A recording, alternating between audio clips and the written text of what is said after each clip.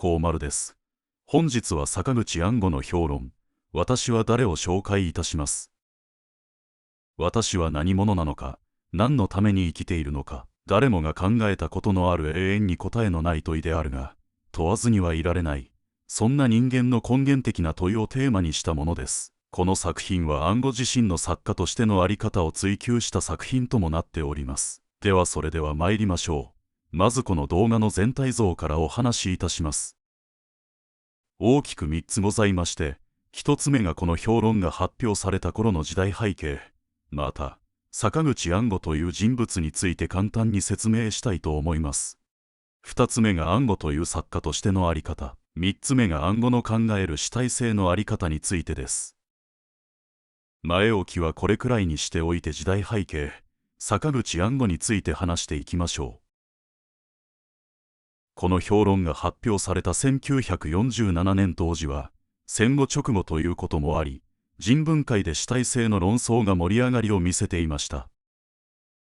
この頃、無頼派の坂口安吾は戦後の本質を鋭く把握洞察した、堕落論、白地の発表により一躍脚光を浴びました。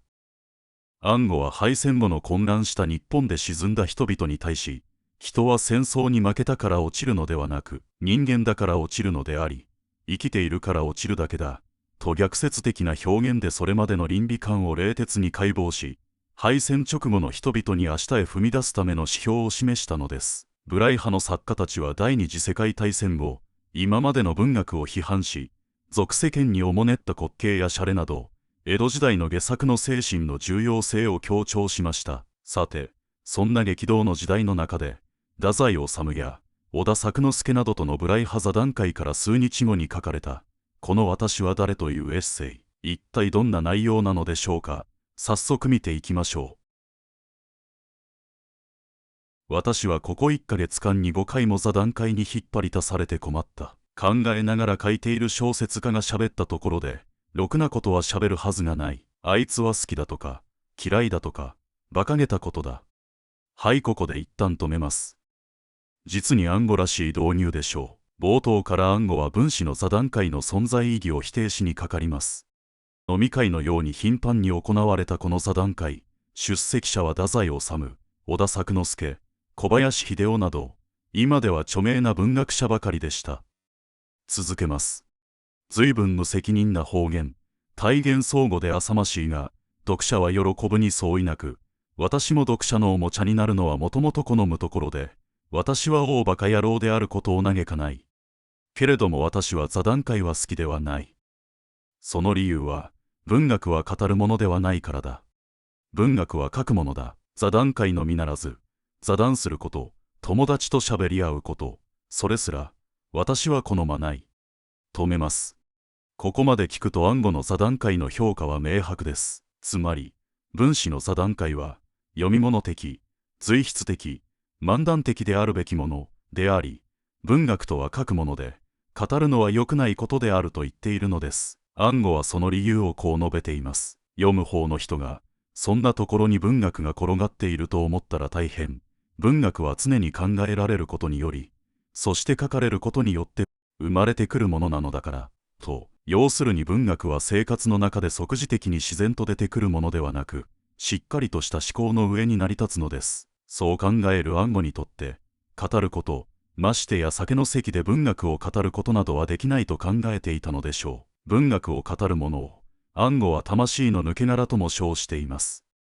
本文に戻りましょう。文学などというものは大いに俗悪な仕事である。人間自体が俗悪だからで、その人間を僭越に扱い狙うのだから、俗悪に決まっている。面白いものを書こう、とか、大いに受けたい、とか、それでよろしいではないか。作家精神だとか、いかに生きるべきか、だとか、そういうものは我が胸に燃やすだけで良いもので、他にひけらかす必要はない。誰にも見せる必要はなく、人にそれを知らせなければならないというものでもない。アンリベイル先生は、世の文学は50年後に理解されるであろう、と言って、事実も10年後より流行し、生前はあまり流行らなかったという。ポーは急死し、啄木は貧困に苦しんだ。しかし貧乏などというものは一向に深刻なものではない。屋根裏の詩人ボードレールは、シャツだけいつも汚れのない純白なのを身につけて、そんなことは要するに子守歌。いや花歌さ。潔癖などというものではない。ボードレール先生は陽気であった。世に理解せられざることは、文学の見習いや、人すべての宿命ではないか。人はすべて理解せられることを欲し、そして理解されてはいないのだ。いや、私自身が私自身を知らないのだ。理解せられざることは、確かに切ないかもしれぬ。私も切ない時はあった。しかし、文学者、芸術家が、特に、ということはない。人間すべて同じこと、それだけのことではないか。はい、ここで一旦止めます。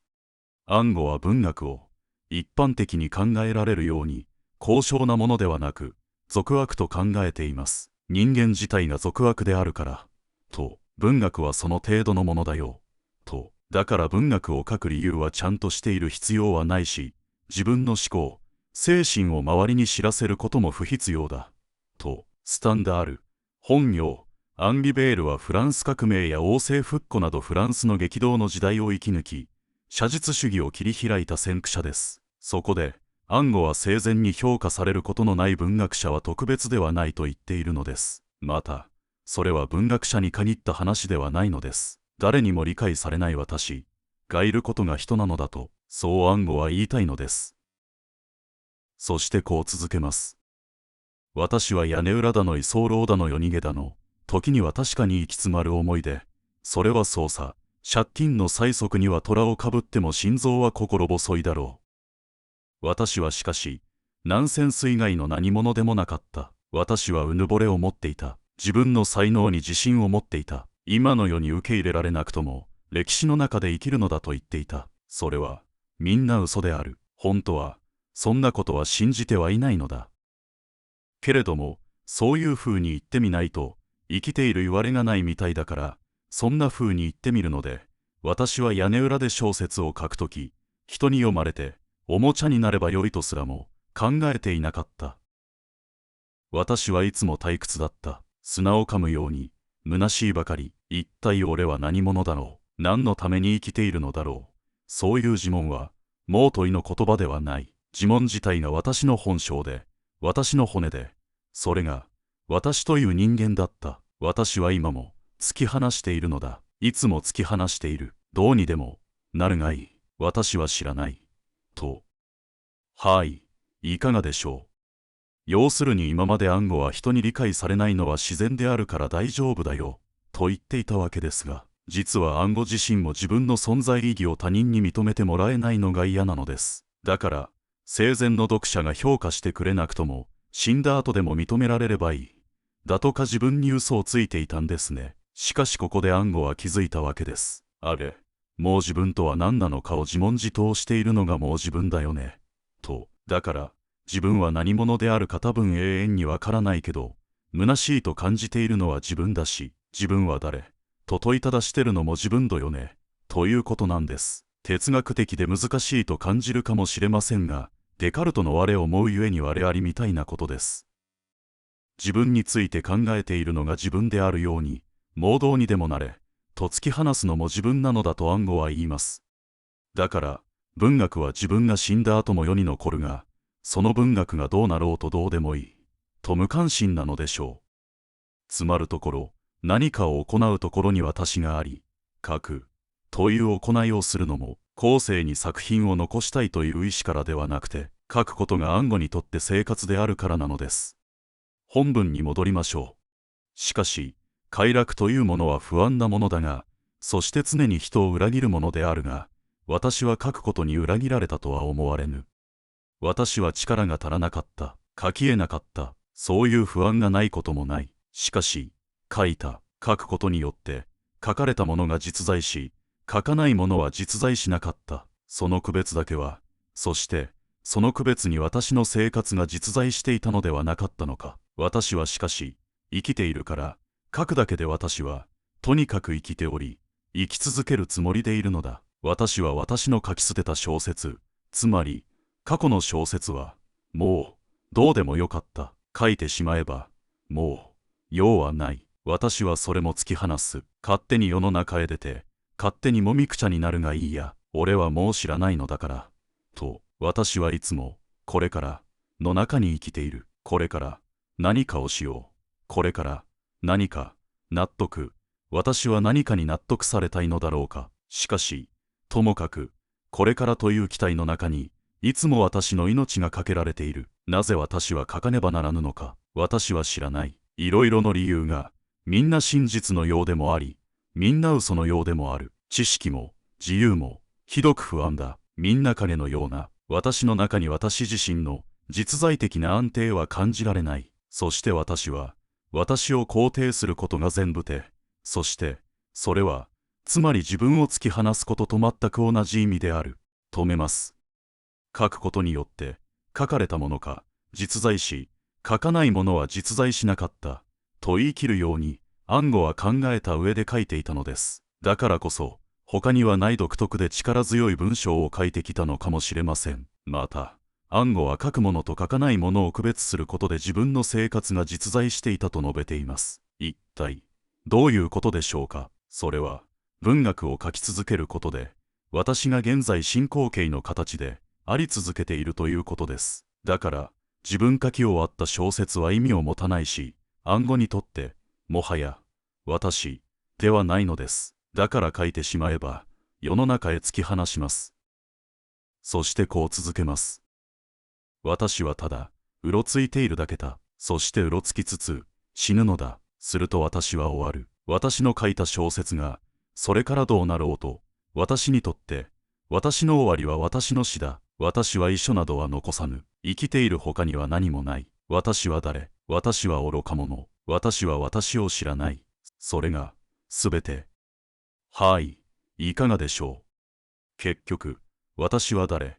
という評論ですが、結論は明確ではありません。しかし、少なくとも暗号にとって私、とは、生きていることであり、死ねば終わる。たとえ、私が私を知らなくても、それがすべてで、それ以上はなくすべて、だと締めくくっています。確かにそうですね。私とは何か、と明確な答えを待っていて最後までご視聴してくださった方は、残念に思われるかもしれないですが、実に暗号らしい大胆で狂気っぽさのある文章でしたね。坂口暗号の私は誰？以上でございます。いかがでしたでしょうか。暗号先生の余裕と現実的で鋭い洞察力を垣間見れたのではないでしょうか。はじめは白痴や堕落論をご紹介しようと思ったのですが、坂口暗号の評論を読んでみるのも面白いと思い、今回選ばせていただきました。面白くて参考になったという方は高評価、コメントなど、またはチャンネル登録もお願いいたします。ありがとうございました。